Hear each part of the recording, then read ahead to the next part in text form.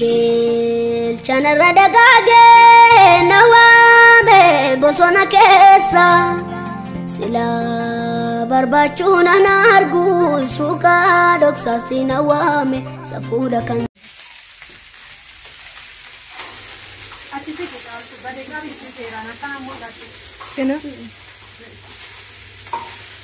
Doktora keenya jirtu nagaa keessanii nageenya waaqayyo isiniif haa baay'atu. Akkam nagaadha miti jirtuun hordoftoota koo biyya keessa biyya alaa jirtanii kottaatii nyaadhaa yaada maalan hojjedha. Akkuma argaa jirtanii oolaan xabbataa jira jechuudha. Oolaa yeroo qalamtu garuu waraabne yeroo hojjedhuun isinii waraaba'ee kan jechuudha.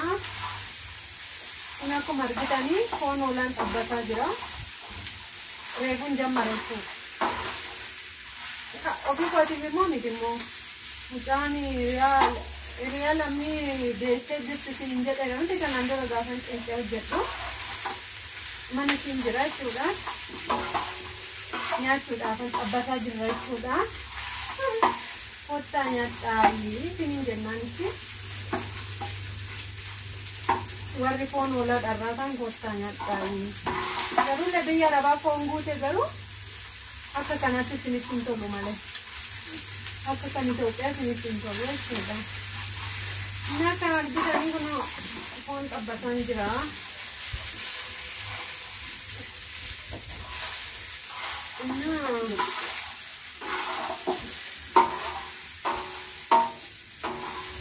Hojjeta kana rakkoon godhu.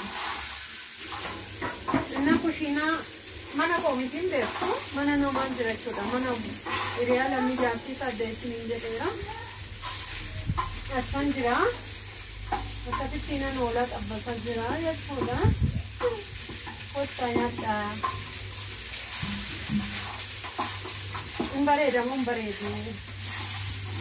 Hojiin kooyitiin jedha. Warroonni biyya alaa jirtanii warroonni chaayinaala kanaa fi haaraa taatanis sabiskiraayib godhaa. Warri immoo maatii taatanis laayik sheer godhaa. Isiniin jedhaa hordoftoota kun amma lafee bichaan hojjetaa jira. Kana booda immoo foon kana addan naqa. Kun illee ittiin namu.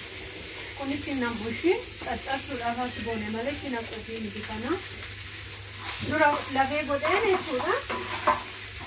Isa booda immoo kana kun foon as keessa jira. Foon as keessa jira. Itti naqaa jechuudha.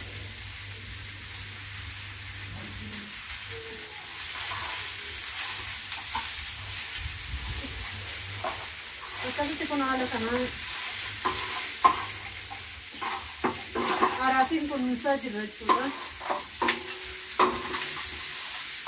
Warri immoo jaallattan kottaa nyaadhaa oolaayyii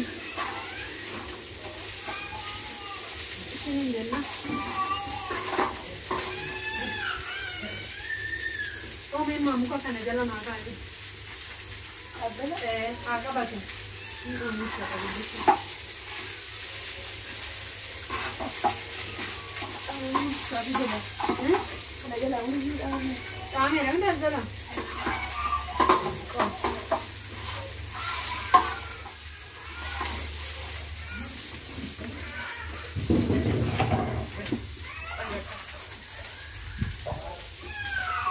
Kuna polisi na kengira la pelasi.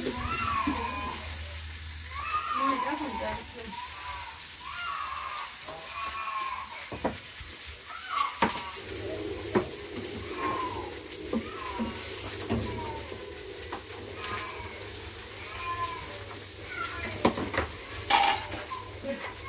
Sim.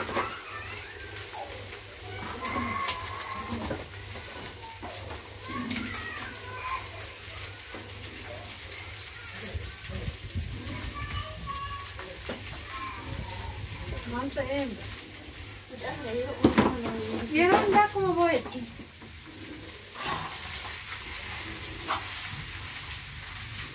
Asirratti ganaa shunkurtii kan biraammoo shunkurtii soogidda kan goggodhachuudha.